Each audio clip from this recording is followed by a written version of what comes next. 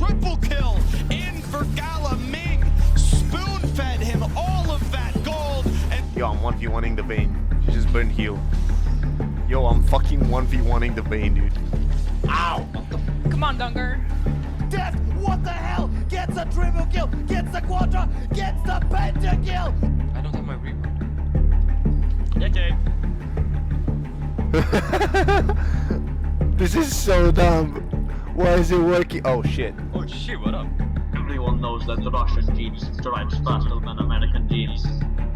Tries to clean it up for Ryu. Oh, look at the cleanse, look at the moves! Faker, what was that?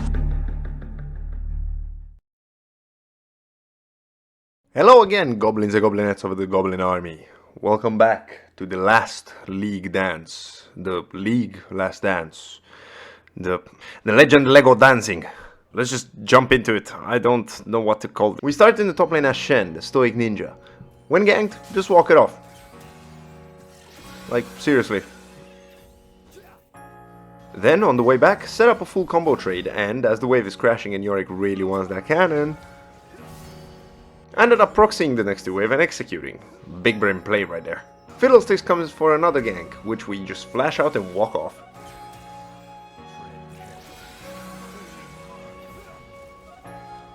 But the Scarecrow is really greedy and Nocturne follows the call to fight. The real star of the show was Draven, so my focus was to just keep him alive and snowballing.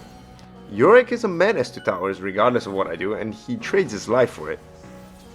Some may say worth. The thing is, he's AP.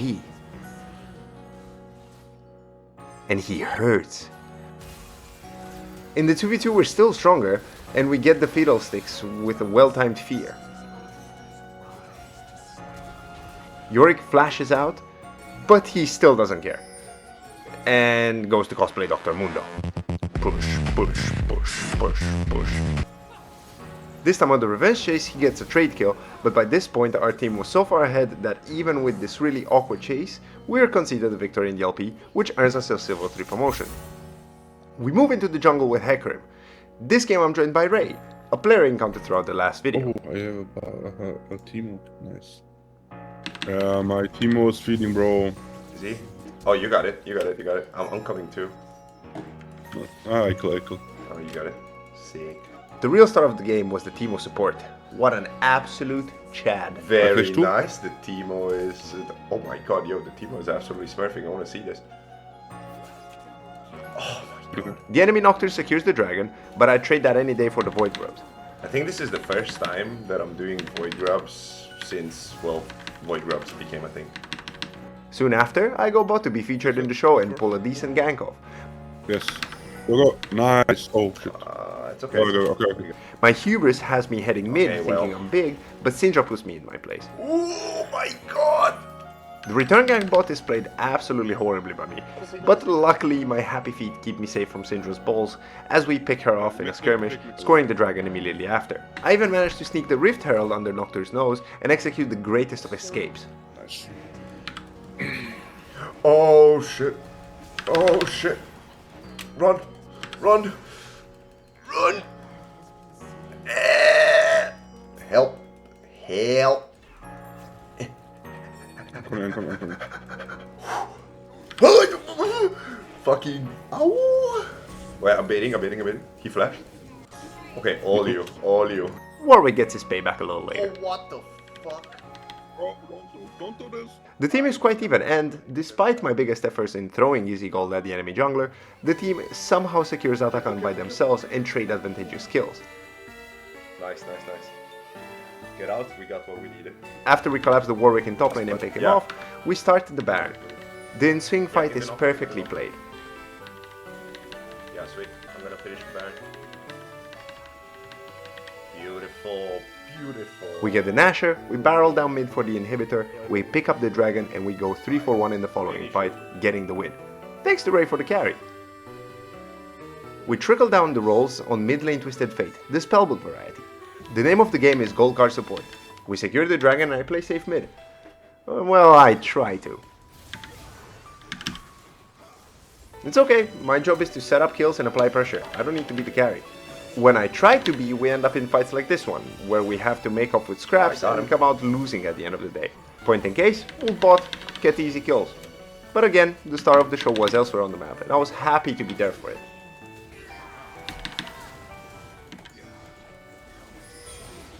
One mid tower later, we collapsed on the enemy team at Herald. The fight isn't remotely close. 3 kills, no deaths, and Herald as the cherry on top. One more dragon later, I put my focus on top lane tier 2 tower and decide to give the Atakan. This really extended fight summarizes ultimately in a 4-4-2, and the dragon for our team, the Dragon Soul, and the Baron Nashor, one after the other. Afterwards, it's all about pressuring lanes, getting towers, and finding that messy but favorable team fight.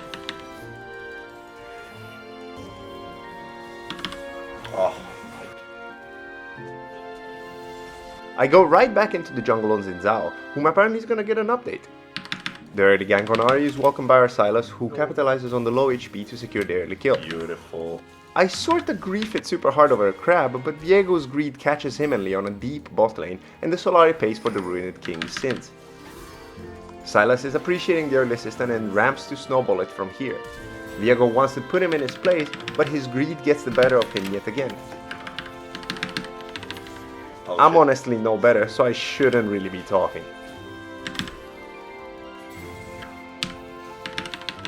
Like seriously, certain lapses that I had this game were truly embarrassing.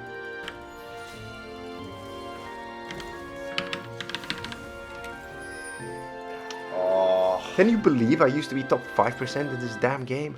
I do get the dragon and catch the Viego trying to do exactly what I did last game. Sadly, I can't finish the job, but my team sure can. And they do. Me and Viego initiate a tango over another scuttle. But this is a pure stat check moment, which Brom helps tilt heavily in our favor.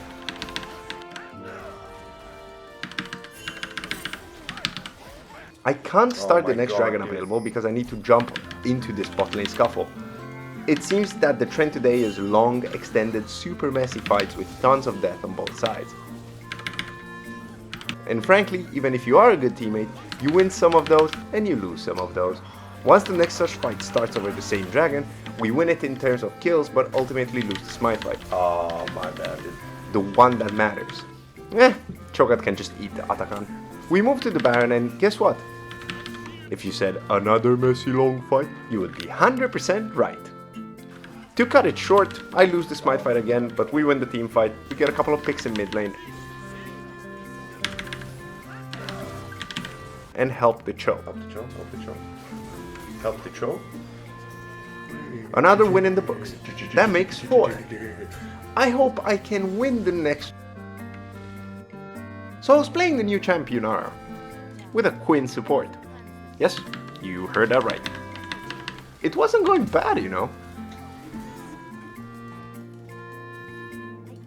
But we were just bad as a team.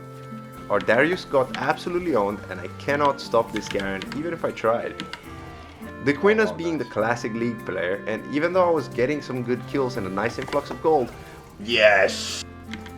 we as a team were not able to get the fights that we wanted. Or just fight at all. Help! I am too old for 1v9 mechanics, and once the enemy Volibear took down the Baron, I knew it was a matter of time before we'd lose our base. Oh my god, I lived. The Darius was something else too. Really, Dyrone?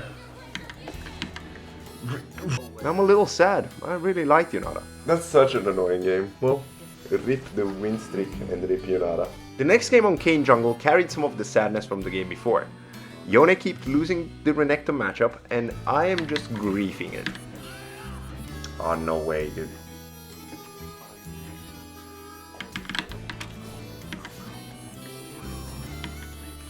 No way. Like honestly, he was terrorizing both me and my top laner. Thank the Lord our mid lane Lux was real smooth with it. Turns out playing around her would have been the correct play to give us a winning chance. And the enemy Malzahar was by far my easiest gank.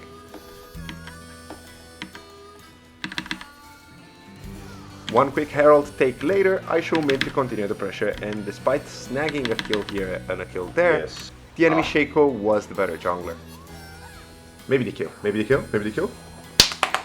The Lux was putting in work, but in straight team fights we were just so much more worse off. I lacked the same presence that the Shaco had, and it showed in my desperation to even out the game. And yes, that's a Scion AD carry.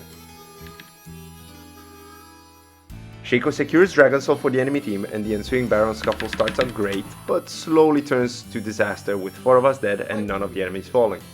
That leads to an easy Baron for the enemy team, and the inevitable insurmountable defeat for me and my team. I don't know, I really have no idea. Let's play comfort picks. Olaf in the jungle. This is such a throwback pick, but nothing beats just running out of a bush at an enemy.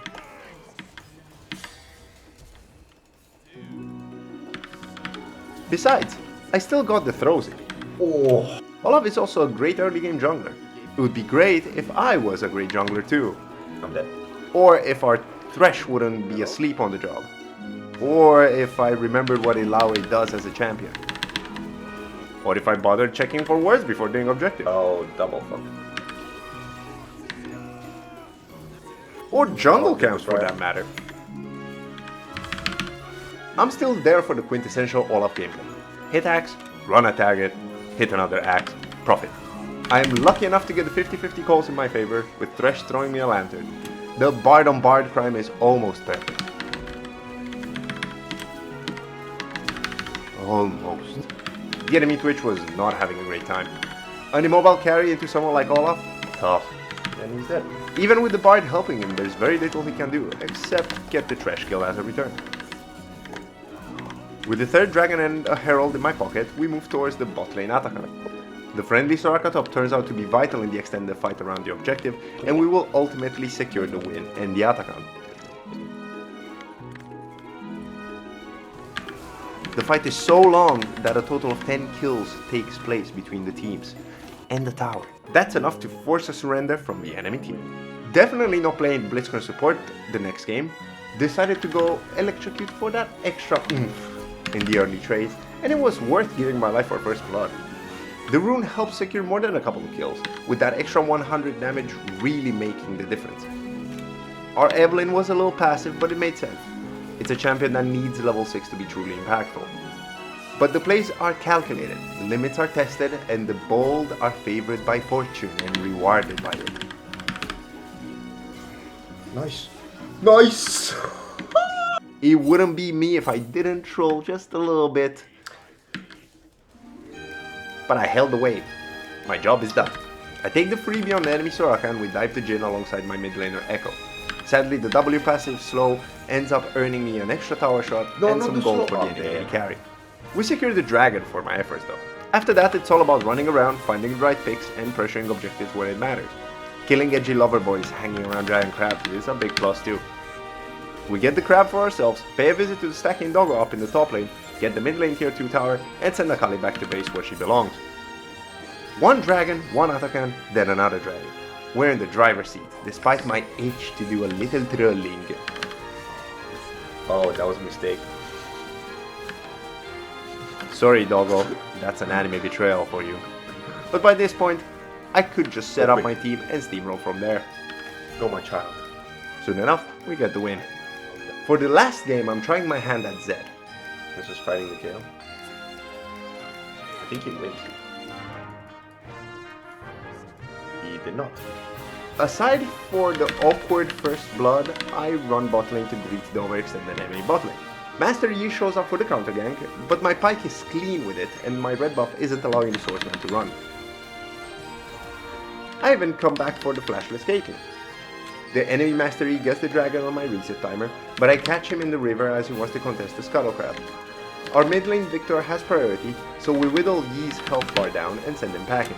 He does come for the Void Grubs, but I was there first. Alas, I don't have Faker's clean mechanics. Hell, I barely have any mechanics. Come on. Oh, I missed. The Jhin is better, thankfully. Yeah, baby! Which gives me the dragon. We engage in a jungler support 2v2 around the Rift Herald. For once, I hit my combo, and once Yasuo arrives, we take the Yi, but lose the pike. I take the Herald to make up for it though. I'm kinda griefing at this point, and I decide to waste the Herald on the bot lane tier 1 tower, then join to take down the Kayle. Rest in peace, Pike, you sexy king. The Atakan fight is close. I take the objective right before being opt from long by Caitlyn. The Pike keeps making the right plays, scoring us 2 easy kills on the Caitlyn and the Nautilus soon after. The former panic nets into the danger, and I take both her life and the dragon. By the time we're doing the next one, he is ready to contest. I win the smite fight, but lose my life. Worth. Despite taking the Baron, the game was really close. The tipping point ended up being a super overextended KO and a max range hook from Pike to secure the kill. Afterwards, it was all about watching my team clean up the rest and march to the Nexus. I was hanging out for moral support and for that Silver 1 promotion. Now, let's recap for the end of the week. 7 wins and 2 losses for the session, bringing the overall record to 13 wins and 6 losses. We must say our farewells to Yunara and Kane. And we've managed to climb quite a bit. Somewhere in there, Silver 2 happened as well. We might have skipped it, but we made it all the way from Silver 4 to Silver 1. We're getting a nice groove out here. I like it. On that note, good game, well played.